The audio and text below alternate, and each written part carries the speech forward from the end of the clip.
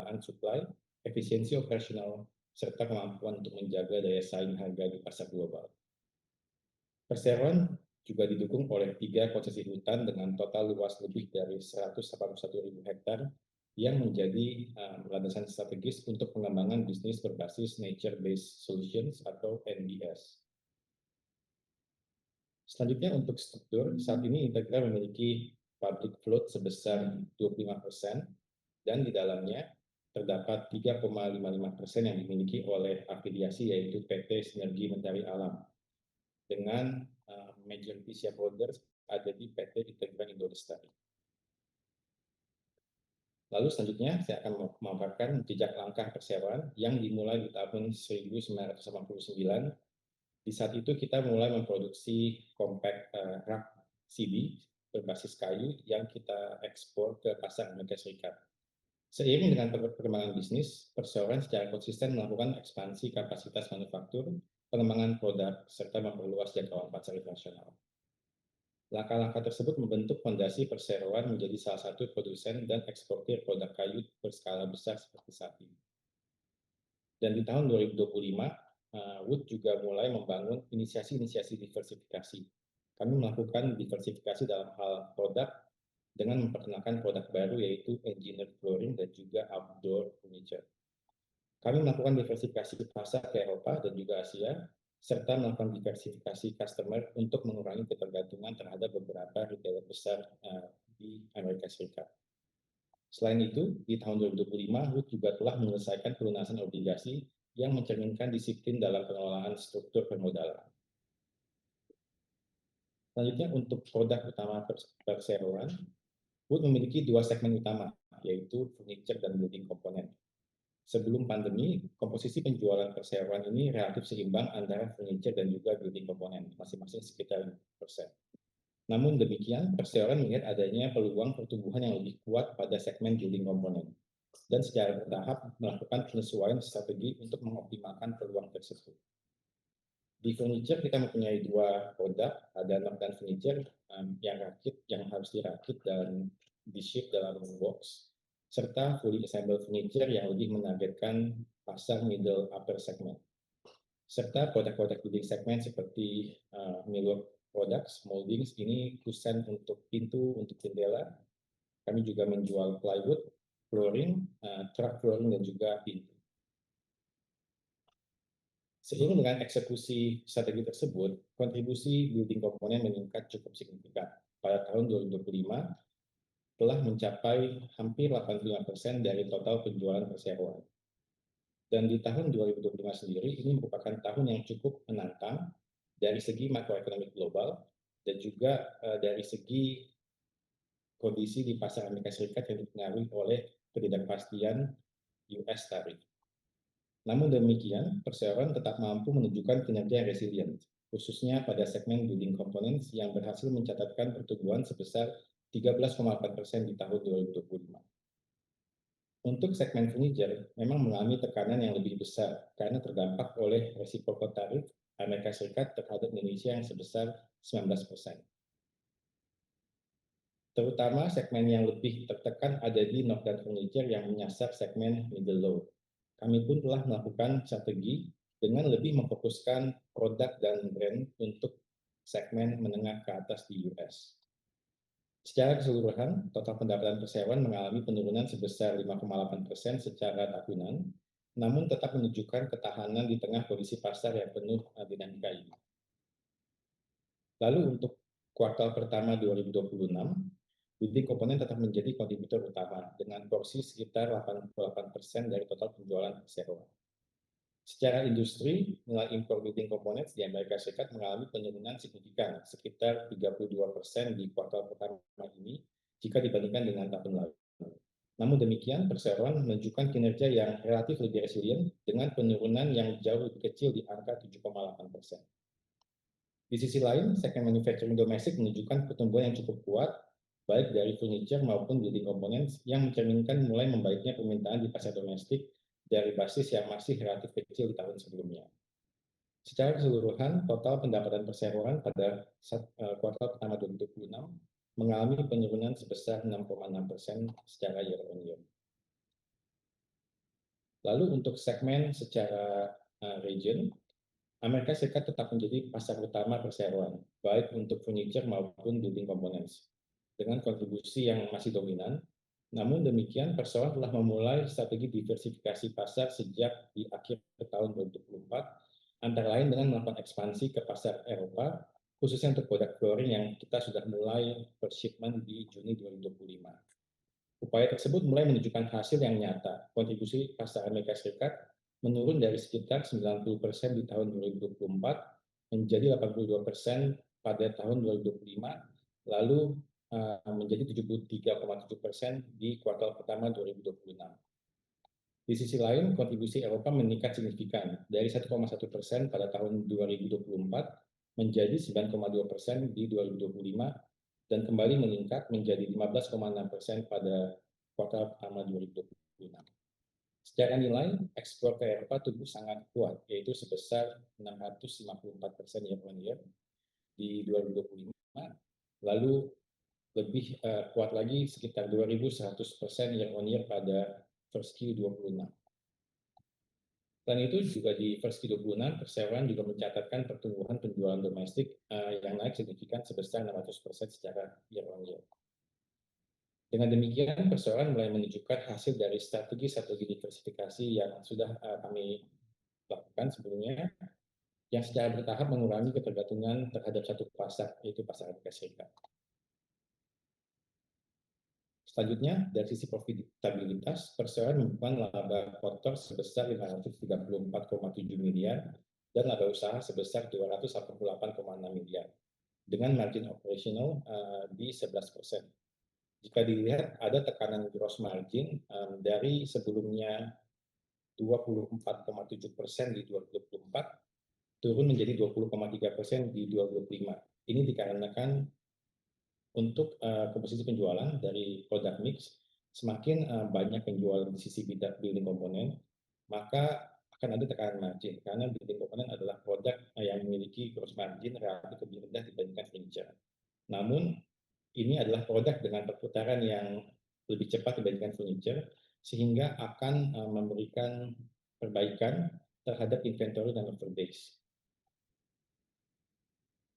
Lalu juga kalau dilihat dari sisi laba usaha, perseroan berhasil membukukan laba usaha sebesar 84, perseroan membukukan laba usaha di angka 65 miliar di tahun 2025, lalu di first Q26 persen membukukan sebesar 24 miliar. Selanjutnya dari sisi neraca,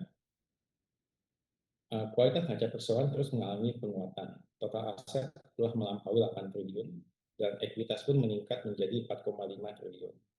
Rasio lancang mencapai 1,8 kali dan rasio liabilitas terhadap ekuitas berada pada tingkat konservatif sebesar 0,76 kali. Kondisi ini mencerminkan bahwa komitmen perseroan untuk menjaga kesehatan keuangan dan memastikan kemampuan perusahaan dalam menghadapi berbagai dinamika pasar. Sekian pemaparan kinerja perseroan di tahun 2025 dan kuartal pertama 2026. Selanjutnya kita akan masuk ke dalam sesi tanya jawab. Mohon peserta yang ingin bertanya bisa memberikan komentar. Silakan.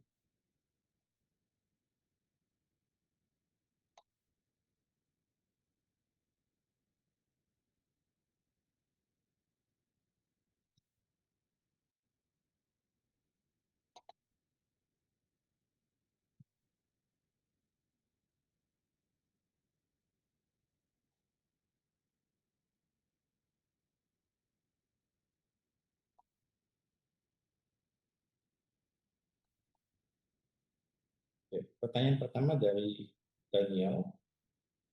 Manajemen melaporkan slide 79 bahwa di 2025 perusahaan membuka laba bersih sebesar 65 miliar, namun arus kas operasi negatif menjadi 84 miliar, bersamaan dengan penjualan furniture ekspor yang anjlok minus 52,9% akibat tarif Amerika. Boleh manajemen menjelaskan komponen non-kas apa yang menjembatani divergensi ini Dan bagaimana proyeksi konvergensinya apabila negosiasi tarif Amerika belum tuntas di second half 2026. Pak Ron?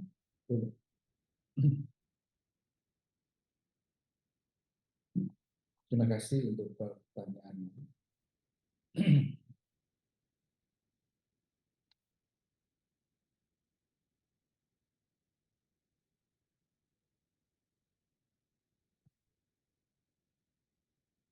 Untuk pertanyaan pertama ini yang ditanyakan adalah tentang masalah arus kas laba bersih 65 tapi arus kas negatif bersamaan dengan penjualan furniture yang ada penurunan cukup signifikan dari pasar Amerika. Pertanyaannya ini penjelasan tentang komponen non cash apa yang menyebabkan ini. Gitu ya. Jadi terima kasih untuk pertanyaannya. Pertama-tama kita perlu memahami bahwa ada perbedaan antara laba bersih dengan arus kas operasional, di mana perubahan ini terjadi disebabkan karena perubahan working capital atau modal kerja dan bukan karena kualitas laba yang rendah. Gitu ya. Jadi sepanjang tahun 2025, perseroan tetap membukukan laba yang positif, namun memang sebagian arus kas itu terserap untuk peningkatan modal kerja. Sehingga sejalan dengan karakteristik bisnis ekspor perseroan serta adanya penyesuaian permintaan dari pelanggan dengan ketidakpastian perdagangan global dan kebijakan tarif dari pemerintah Amerika Serikat. Dengan demikian negatif cash flow operating ini yang terjadi pada tahun 2025 itu lebih bersifat timing difference dibandingkan karena structural issue. Ke depan, seiring nantinya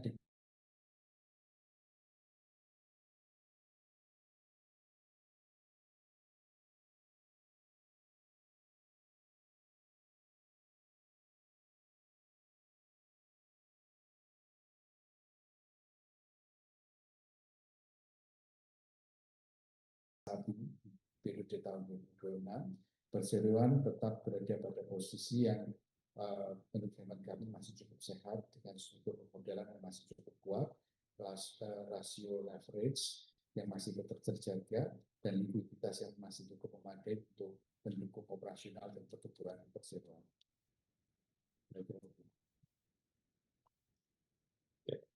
Terima kasih Pak Wang. Untuk pertanyaan selanjutnya, masih dari Daniel. Manajemen melaporkan di slide 9 dan 10 dan 11 bahwa penjualan Eropa itu melonjak 2.100% di first Q 26. Sementara segmen kehutanan yang nol sepanjang 2025 tiba-tiba kembali menjadi 18,8 miliar di kuartal pertama. Kami ingin memahami apakah lonjakan Eropa terkonsentrasi pada segelintir buyer dan izin KLHK apa yang mendasari restart operasi kehutanan ini. Oke, terima kasih kembali untuk pertanyaannya. Pada PUBES yang lalu, kami juga sudah sempat sharing bahwa kami menyadari bahwa exposure penjualan dari wood ini ke pasar Amerika memang cukup signifikan, di mana kita alami bersama-sama pada tahun 2025 banyak uncertainty yang harus dihadapi. Jadi karena itu pada saat itu kami juga mengatakan salah satu cara untuk memitigasi risiko ini yaitu mencoba untuk mengalihkan exposure dari pasar Amerika yang cukup besar tersebut kepada regional yang lain yang masih memungkinkan kita melakukan pertumbuhan di tengah-tengah persaingan global yang sekarang ini cukup kuat gitu. Salah satu segmen yang kami pilih pada saat itu adalah untuk flooring, engineering flooring yang pasarnya adalah ke Eropa. Jadi pada saat ini persentase pertumbuhan yang kami telah kita lakukan dan telah kita lihat hasilnya saat ini. Karena itu pada first Q 2026 kita lihat memang angkanya cukup fantastis. Tapi itu perlu diketahui bahwa penjualan itu baru terjadi memang pada bulan Juni tahun 2025. Sehingga kalau kita membandingkan first Q tahun 2025 dan first Q tahun 2026, tentu terjadi kelihatannya angkanya yang sangat fantastis tersebut. Tapi memang secara keseluruhan kalau kita lihat di tahun 2025, kita melihat bahwa dominasi Amerika pada pasar Amerika itu sudah mulai berkurang. Kita berhasil turunkan dominasi pasar Amerika pada saat akhir tahun 2025 kita bisa lihat hasilnya adalah kalau dulu itu selalu di atas 90%, akhir tahun 2025 exposure kita ke pasar Amerika menjadi 82 sekian persen. Dan pada first Q tahun 2026 ini menurun lagi menjadi 72,7%. Ini merupakan salah satu usaha kami untuk mengurangi exposure ke pasar Amerika. Untuk pertanyaan berikutnya adalah tentang segmen kehutanan. Untuk segmen kehutanan ini berkaitan dengan apa yang usaha kami yang sudah kami rintis 2 tahun yang lalu. Kami sudah berkomitmen untuk kita mulai mengubah bisnis kehutanan yang selama ini kami jadikan sebagai yang mana itu merupakan sumber bahan baku, salah satunya sumber bahan baku untuk industri manufacturing.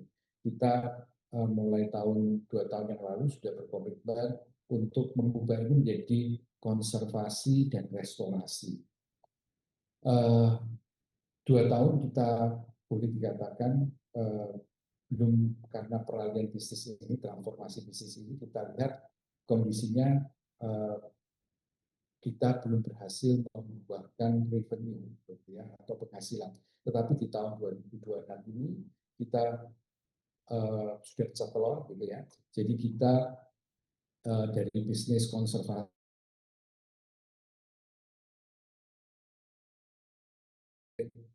revenue mulai first Q tahun 2026. Kaitannya dengan pertanyaannya adalah ini perizinannya seperti apa segala macam, tentu sebagai perusahaan yang sudah melintang di dunia kehutanan seperti ini, kita tentu akan kita pasti melakukannya dengan sesuai dengan peraturan dan undang-undang yang berlaku, sehingga kami harapkan memang kontribusi segmen kehutanan ini terus berkembang terhadap total pendapatan perseroan. Memang sekarang ini masih relatif kecil, tapi kita percaya untuk tahun-tahun ke depan kita berusaha agar sektor kehutanan ini yang dulu bisa berkontribusi antara 5-10% dalam 2 tahun mendatang ini, kita harapkan kontribusinya akan kembali, bahkan nantinya bisa lebih besar. Oke. Untuk pertanyaan selanjutnya, masih dari Daniel. Manajemen melaporkan bahwa post capital adjustment sebesar 1,3 triliun konsisten besar namun tidak dirinci. Sementara perusahaan baru menandatangani perjanjian dengan Ciputra di tengah kas yang hanya sebesar 78 miliar dan utang jangka pendek sebesar 2 triliun. Apakah capital adjustment ini melibatkan revaluasi lahan yang terkait perjanjian dengan Ciputra, dan bagaimana skema transaksinya dari sisi kepatuhan OJK dan PSAK? Ya, pertama-tama kami sampaikan bahwa post capital adjustment ini merupakan bagian dari likuiditas perseroan yang telah ada sebelumnya di tahun-tahun sebelumnya. Bapak bisa lihat itu bukan tiba-tiba muncul seperti itu bagian dari return earning yang kami bukukan di situ. Dan ini tidak ada kaitannya sama sekali dengan perjanjian kerjasama yang baru ditandatangani dengan Grup Ciputra. Dengan demikian, capital adjustment tersebut bukan merupakan revaluasi lahan yang dilakukan sehubungan dengan proyek Ciputra, maupun bukan merupakan transaksi yang dimaksudkan untuk mendukung likuiditas jangka pendek. Pos tersebut telah dicatat sesuai dengan ketentuan standar akuntansi keuangan yang berlaku dan diungkapkan dalam laporan keuangan perseroan yang telah diaudit. Oleh karena itu, perlakuan akuntansinya telah melalui proses audit independen dan dilaksanakan sesuai dengan PSAK yang relevan serta ketentuan regulator pasar modal. Adapun kerjasama dengan Grup Ciputra yang diumumkan Perseroan merupakan bagian pengembangan pemanfaatan aset jangka panjang Perseroan dan tidak mengubah struktur permodalan maupun perlakuan akuntansi atas pos capital adjustment tersebut. Dari sisi kepatuhan, Persero senantiasa memastikan bahwa setiap transaksi material dilakukan sesuai dengan ketentuan OJK dan Bursa Efek Indonesia, termasuk apabila di kemudian hari terdapat transaksi yang memenuhi kriteria transaksi material atau transaksi terafiliasi berdasarkan peraturan yang berlaku. Perlu diketahui bahwa sekali lagi untuk kerjasama dengan Grup Ciputra itu memang tidak ada hubungannya juga dengan saldo kas operasi kita yang 78 miliar. Mengingat bagian kontribusi kami adalah menyediakan lahan. Sedangkan untuk modal kerja, pengembangan, dan lain-lain adalah bagian dari Grup Ciputra sesuai dengan kontribusi masing-masing dalam persetujuan untuk kerjasama tersebut. Kira-kira itu. Masih bawang. Untuk pertanyaan selanjutnya dari Billy Jawa Pos, apa strategi Wood untuk bisa menangani penyusutan laba yang mencapai setengahnya? Apakah ada pasar baru yang sedang diincar? Terima kasih Pak Willy. Tahun 2025 harus diakui bukan tahun yang bukan tahun yang favorable untuk eksportir, gitu ya Pak. Terutama untuk eksportir yang profil seperti kami yang punya exposure yang cukup besar ke pasar Amerika, begitu Pak. Kita tahu sepanjang tahun 2025 itu kami dibombardir oleh tarif-tarif berbagai macam tarif yang diberlakukan oleh pemerintah Amerika untuk barang-barang yang masuk ke wilayah mereka. Gitu. Tentu boleh dikatakan bahwa efek dari tarif ini itu tentu punya dampak yang sangat signifikan bagi kami, terutama bagi pelaku bisnis yang melihat ini merupakan sebuah ketidakpastian yang cukup signifikan. Sehingga kalau itu dikaitkan dengan masalah kinerja kami, pada intinya kami boleh katakan begini, di tengah ketidakpastian kami pada tahun lalu masih boleh membukukan bahwa kinerja sales penjualan kami memang turun tapi tidak anjlok. Gitu. Walaupun harus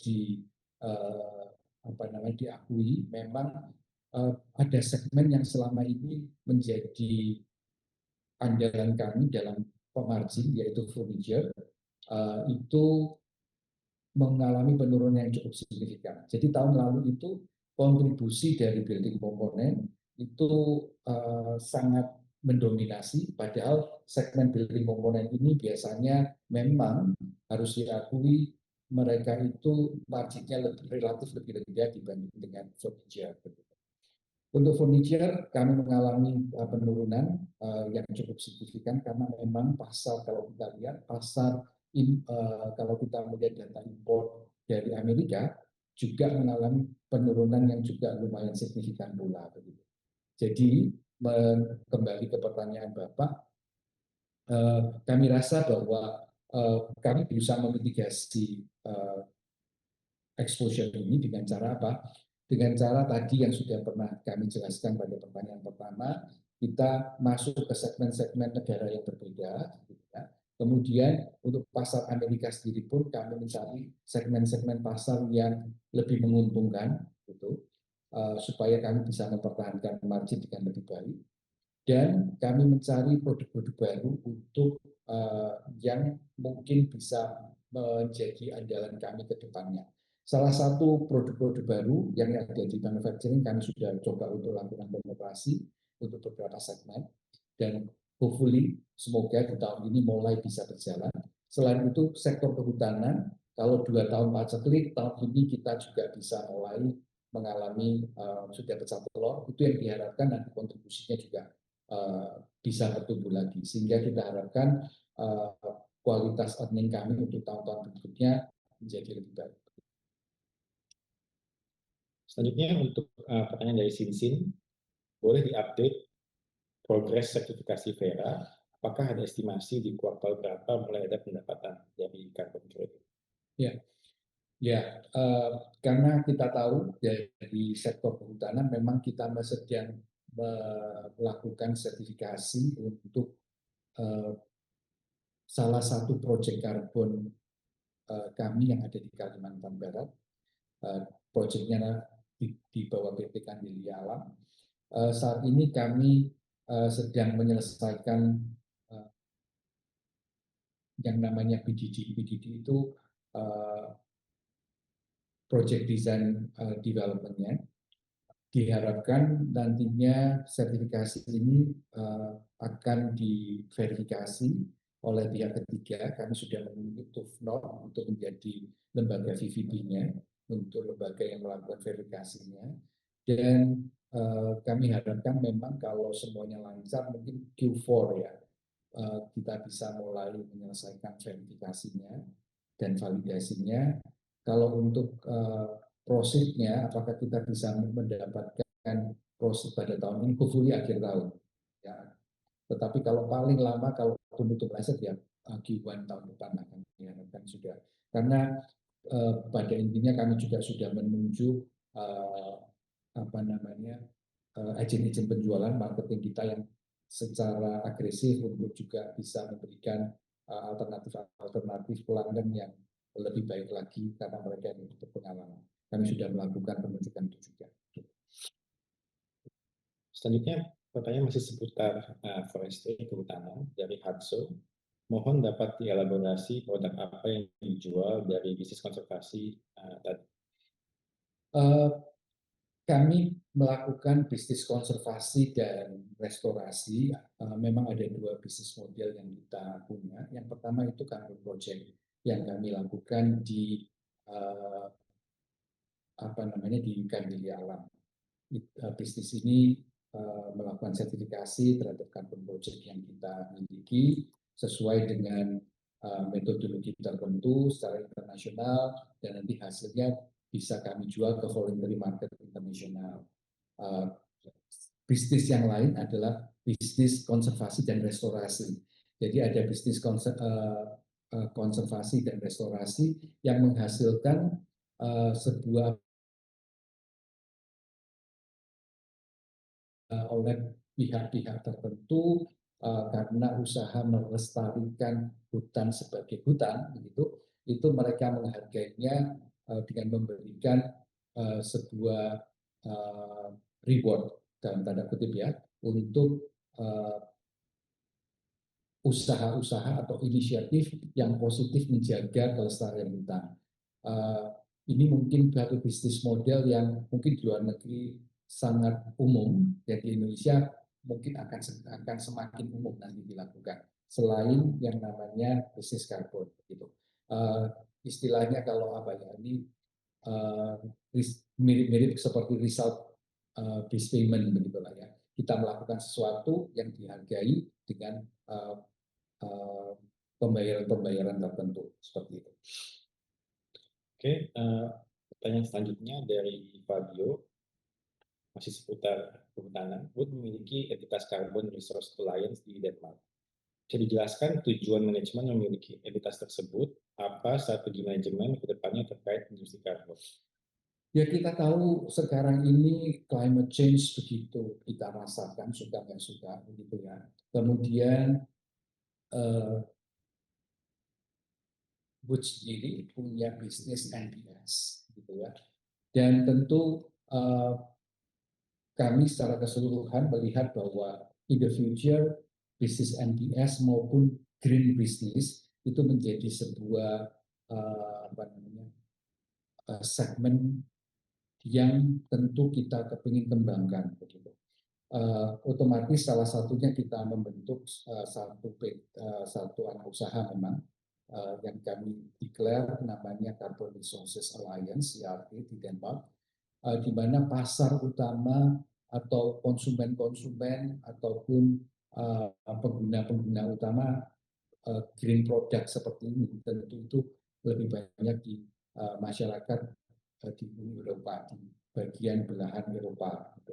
Sehingga nantinya ini akan kami juga pakai untuk mungkin pengembangan bisnis yang ada di Underwood yang kita akan kembangkan di kemudian hari melalui anak perusahaan yang kami mulai saat ini mulai bentuk di Denmark tersebut.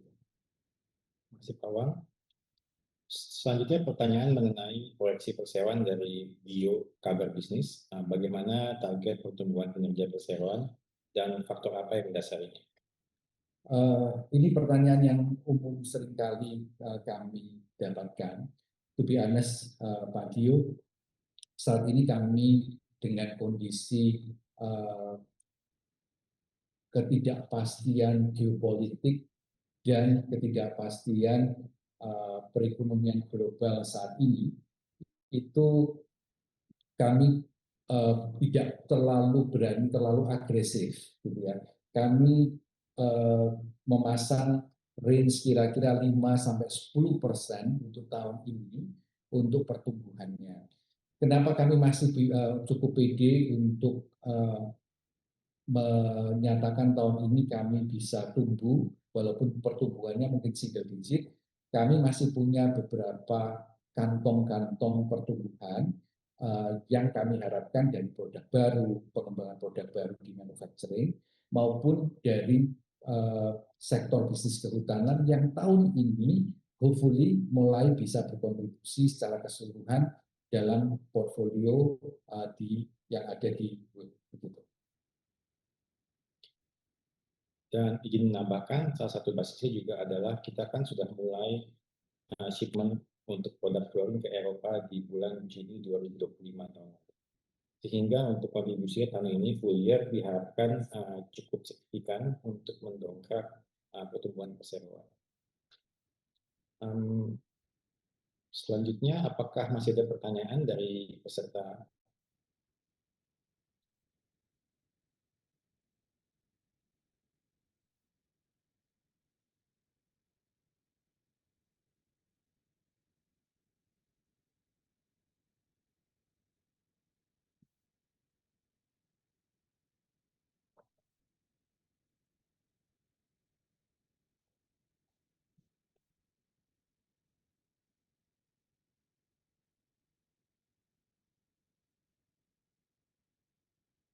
Karena sudah tidak ada pertanyaan, kami akan tutup sesi public expose PT Integra Indo Kabinet ini. Pak Wang, apakah memberikan penutup? Ya, bagi kami sekali lagi Wood sebagai pelaku bisnis ekspor, pemain untuk di sektor manufacturing di furniture dan building komponen saat ini, kami mengatakan bahwa tahun ini mungkin tantangan masih cukup besar bagi kami. Karena itu kreativitas, daya juang untuk tetap survive di pasar global, dan perbaikan-perbaikan internal itu menjadi sebuah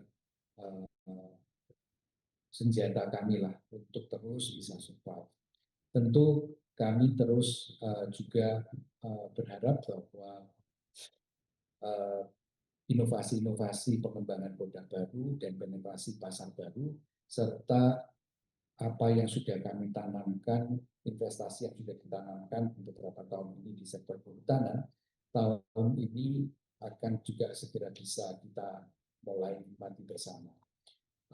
dengan pembukaan pasar karbon yang dengan peraturan yang semakin jelas, kami berharap apa yang sudah kami lakukan usaha-usaha untuk bisa berkontribusi di pasar karbon juga kami harapkan bisa berbuah di tahun ini atau paling tidak di awal tahun depan.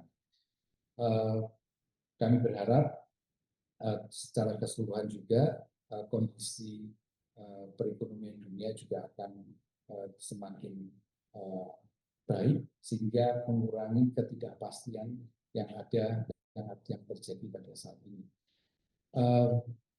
Kondisi kedepannya kami tetap optimis dengan berbekal apa yang kami sudah malang melintang di dunia ini sudah cukup panjang dengan segala macam naik turunnya bisnis ini kita sudah pernah lalui bersama-sama. Kami percaya tantangan ke depan masih cukup banyak, tetapi juga optimisme tidak boleh pupus karena kita percaya bahwa manajemen dalam hal ini telah berupaya untuk melakukan berbagai inovasi dengan tujuan satu bahwa dalam keadaan yang penuh tantangan ini tentu masih banyak opportunity yang tersedia di pasar untuk tetap kita masuki dan tetap kita kembangkan. Gitu. Terima kasih. Terima kasih Pak Wang. Terima kasih Bapak Ibu sekalian yang sudah meluangkan waktunya. Jika ada pertanyaan lanjutan bisa kirim email atau bisa WA saya. Terima kasih. Selamat siang. Terima kasih.